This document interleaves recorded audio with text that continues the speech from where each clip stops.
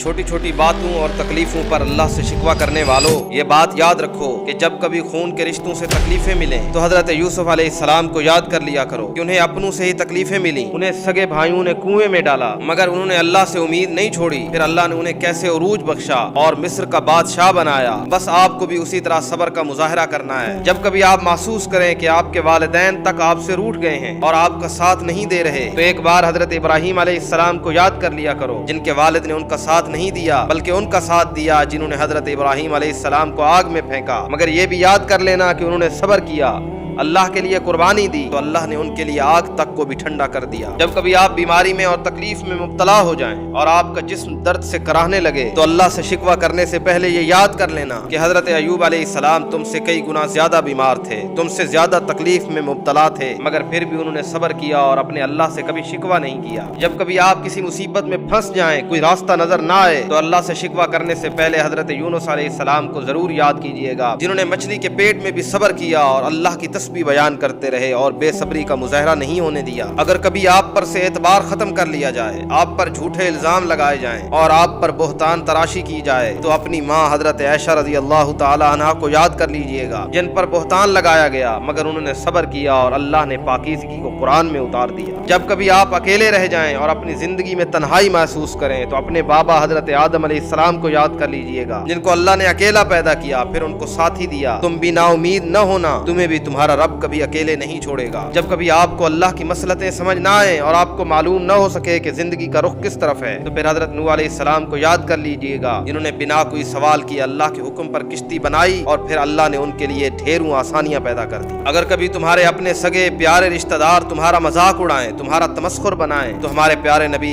حضرت محمد الرسول اللہ صلی اللہ علیہ وسلم کو یاد کر لیجئے گا، جن کے اپنوں نے مذاق اڑایا، ان کو جھوٹا کہا مگر انہوں نے صبر کیا، سب کچھ اللہ کے سپرد کر دیا تو پھر اللہ نے انہیں تمام نبیوں کا سردار بنا دیا۔ یوں ہی ہر نبی کی زندگی میں ہمارے لیے سبق ہے۔ وہ سب انبیاء اللہ کے پیارے تھے، محبوب تھے، مگر اللہ نے پھر بھی انہیں آزمایا، ان پر پریشانیاں آئیں مگر انہوں نے صبر کیا اور اللہ کے ساتھ جڑے رہے، پھر اللہ نے انہیں سرخرو کیا۔ آپ کو بھی یوں ہی اللہ تعالیٰ کے ساتھ جڑے رہنا ہے اور استقامت سے کام لینا ہے اور یہ یقین رکھنا ہے کہ اللہ آپ کو کبھی بھی اکیلا نہیں چھوڑے۔